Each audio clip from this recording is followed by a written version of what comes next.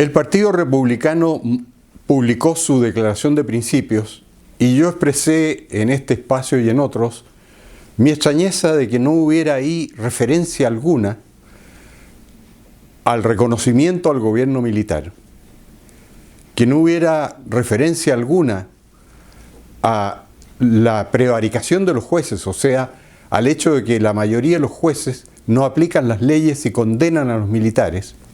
ni tampoco hubiera alusión a que hay más de 200 militares que son presos políticos y que ha habido un desembolso multimillonario en dólares para indemnizar a los terroristas, todo esto con la complicidad de la derecha política chilena. El periodista y abogado Gonzalo Rojas, en su espacio televisivo de Radio Bio Bio, me respondió diciendo que no tiene por qué haber en las declaraciones de principios una referencia a hechos que son históricos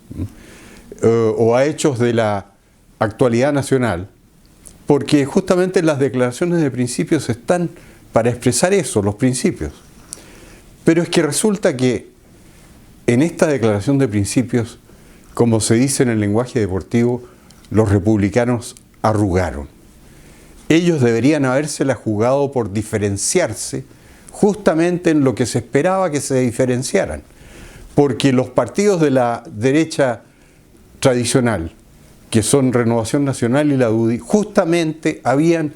sustraído o suprimido de sus declaraciones de principios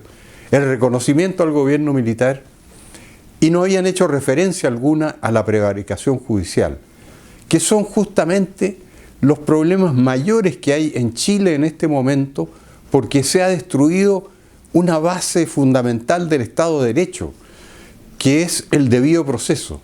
Y eso ha tenido lugar sin que la derecha política hubiera de alguna manera hecho ningún esfuerzo por evitarlo.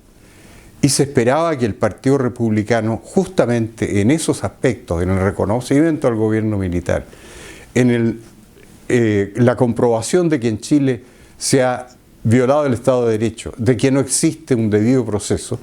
se diferenciara. Entonces, ¿en qué ha quedado el Partido Republicano con esta declaración de principios que tiene esas exclusiones tan manifiestamente graves? En que ha hecho una declaración de principios similar a los otros partidos que se han trasladado del sí al no, porque ellos son herederos del sí de 1988 y ahora son partidarios del no, puesto que siguen la corriente y la estela de Sebastián Piñera, que es un presidente más de la concertación para todos los efectos prácticos y que ha sido siempre un personaje del no al gobierno militar y que ha repudiado al gobierno militar y peor aún, que ha sido el mayor perseguidor de los militares que debieron combatir el terrorismo armado de extrema izquierda en Chile. En cambio hay personas que no arrugan y sí se la juegan. Por ejemplo, ha surgido un nuevo partido con más modestas pretensiones aparentemente que el Partido Republicano, que se llama Fuerza Nacional, y que en su declaración de principios no tiene ningún problema en decir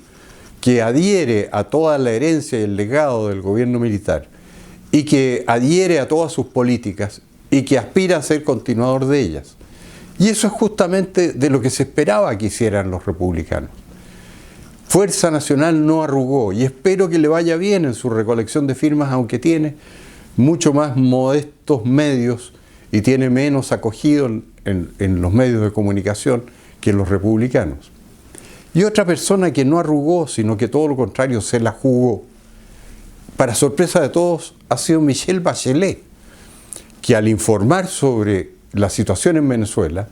contra lo que todos esperaban, porque la acusaban de complicidad y de encubrir al dictador Maduro, le ha hecho una crítica terrible. Ha revelado que 5.000 personas han muerto a manos de la violencia del régimen en el último año. Ha revelado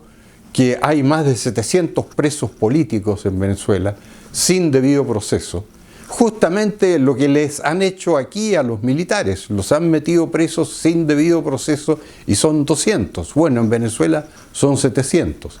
En Chile se ha acusado al gobierno militar de haber violado los derechos humanos por el hecho de que hubo 3.000 muertos en 17 años en la confrontación con el terrorismo de izquierda. Allá en un año han tenido 5.000 muertos. Y todo eso se la jugó Michelle Bachelet para hacerlo, ponerlo al alcance de la opinión pública. O sea, ella hizo todo lo contrario de arrugar. Y esto es importante porque la izquierda, que no tiene posibilidades en la carrera presidencial aparentemente, se va a tener que dar cuenta de que en la última encuesta CEP, en que la persona mejor evaluada, con más evaluación positiva y menos rechazo, fue Joaquín Lavín, está seguido muy estrechamente por Michelle Bachelet, que es toda una sorpresa porque en la opinión pública chilena tiene una muy buena evaluación y también muy poco rechazo, casi igual que el de Lavín. Así que las personas que se la juegan están teniendo éxito. Y yo aspiro a que Fuerza Nacional, que se la ha jugado por los principios, que se la ha jugado por su reconocimiento al legado del gobierno militar, por su repudio a la falta de un debido proceso contra los militares en Chile, por su rechazo a que haya más de 200 presos políticos militares en Chile, le vaya bien. Y mi pronóstico es que Michelle Bachelet va a obtener una presión muy grande para ser candidata presidencial de la izquierda, justamente porque no arrugó, porque se la jugó. En los tiempos presentes en política, el porvenir juega en favor de los que se la juegan,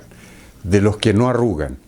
Y en ese sentido, yo reafirmo que el Partido Republicano ha dejado escapar una excelente ocasión de ponerse a la cabeza de la política chilena. Gracias, buenas tardes.